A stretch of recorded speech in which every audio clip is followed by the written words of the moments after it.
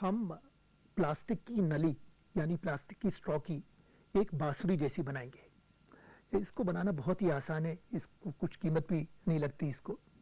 और इसके लिए पर हमको एक खास तरह की नली चाहिए। आपने देखी होगी कि कुछ तो प्लास्टिक की नली होती हैं, स्ट्रॉ होती हैं, जिससे हम नारियल पानी पीते हैं। वो नलियां बहुत ही मुलायम होती हैं, बहुत ही पतली होती हैं, बहुत जल्दी से दब जाती हैं। दूसरी ओर आपने ये भी नली देखी होगी जो कि हम फ्रूटी के जिससे फ्रूटी पीते हैं, और ये पाइप जो है, ये नली बहुत ही सख्त होती है। तो इसके लिए ना तो एकदम नरम नली की जरूरत है और ना ही एकदम सख्त नली की। हमको एक ऐसी प्लास्टिक की नली चाहिए जिसकी जो ना तो बहुत कड़क हो और ना ही बहुत नरम, जिससे साधारण हम शरबत पीते हैं या कोई भी ठंडा पेय पीते हैं, इस तरह की प्लास्टिक की नली। तो सबसे पहले ये करेंगे, इस प्लास्टिक की नली को हमने थोड़ा सा काट लिया, थोड़ी सी छोटी हो गई, और इसकी एक तरफ को लेकर के हम थोड़ा सा नाखून, अंगूठे और उंगली के बीच में कस के दबा देंगे। अब इसको हम गौर से देखेंगे तो यहां पर थोड़ी सी चपटी हो गई, थोड़ी सी चपटी हो गई एक तरफ से, और जबकि दूसरी ओर ये अभी भी गोल है, पर एक ओर ये चपटी हो गई। और जिधर ये चपटी हो गई है तो उधर थोड़ी सी मुलायम भी हो गई है।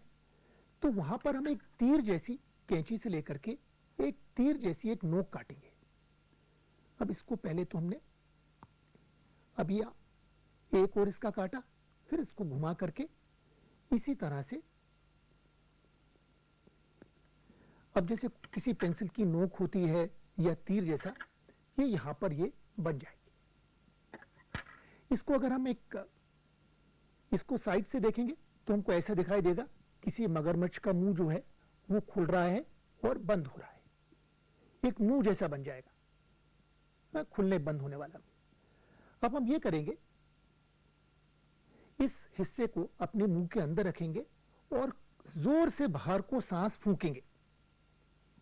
और उसके साथ एक बहुत ही मजेदार सी बात होगी, इसको आप जरा देखिए। इसको मैं मुंह में रखूंगा और कस के बाहर सांस फूकूंगा।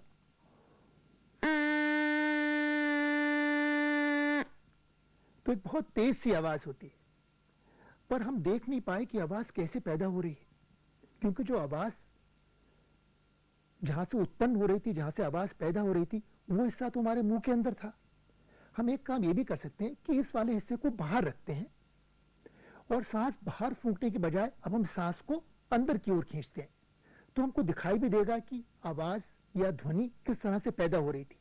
अब आप इस वाले सिरे को जरा ध्यान से देखिए और बताइए मुझे कि क्या हो रहा है। और मैं सांस अंदर को खींच रहा हूं।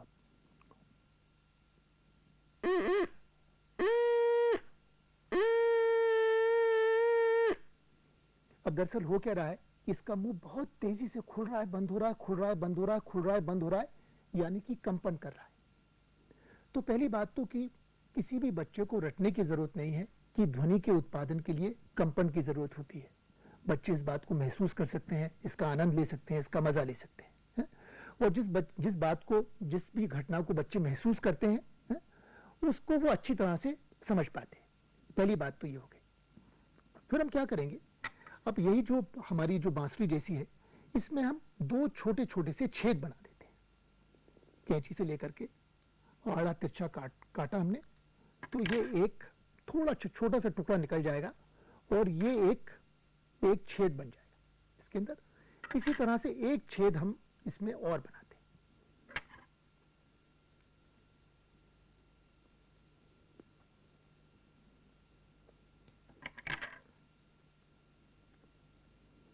दो छोटे छोटे से छेद हो गए और अब इन छेदों को हम अपनी उंगलियों से ढक सकते हैं। अब किसी जैसे बांसुरी होती है, बिल्कुल साधारण बांसुरी जैसे, इसको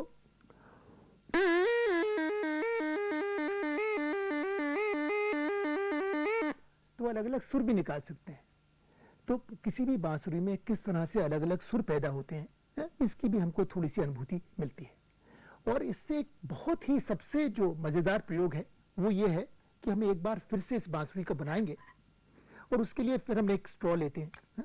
स्ट्रॉ को हमने काटा और इसके एक सिरे को लेकर के नाखून से, उंगली और अंगूठे से कस के दबा देते हैं। तो आपने देखा थोड़ा चपटा हो गया है? और चपटा होने के बाद में फिर इसमें एक तीर जैसी एक नोक काटते हैं कैंची से। एक तरफ से तिरछा काटा और फिर दूसरी तरफ से भी तिरछा काटा, तो इसमें एक बिल्कुल एक मगरमच्छ का मुंह जैसा बन जाता है। और क्योंकि हमने इसको दबा दिया यहां पर, तो इसका कड़कपन थोड़ा कम हो गया यहां पे। अब हम क्या करेंगे, अभी आपने पहले देखा कि इसको मुंह में रख करके हम फूकेंगे तो इसमें से आवाज पैदा होगी। तो हम आवाज को पैदा करते जाएंगे और साथ साथ में कैंची से लेकर के इस स्ट्रॉ को, इस नली को काटते रहेंगे, जिससे कि इसकी लंबाई छोटी और छोटी और छोटी होती जाए। और ये एक बहुत ही मजेदार प्रयोग है, इसका अभी आप आनंद लीजिए। मैं स्ट्रॉ को अपने मुंह में रख रहा हूं और फूंक रहा हूं, और फूंकता रहूंगा तो आवाज पैदा होती रहेगी और साथ में इसको काटता भी रहूंगा।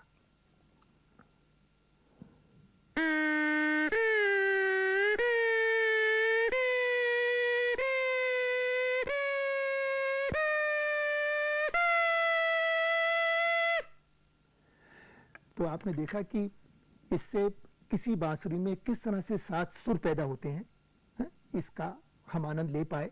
और उसके लिए हमको क्या जरूरत थी, एक बिल्कुल प्लास्टिक की नली की, जिसको कोई भी ठंडा पेय पीने के बाद में हम फेंक देते हैं, और एक कैंची की।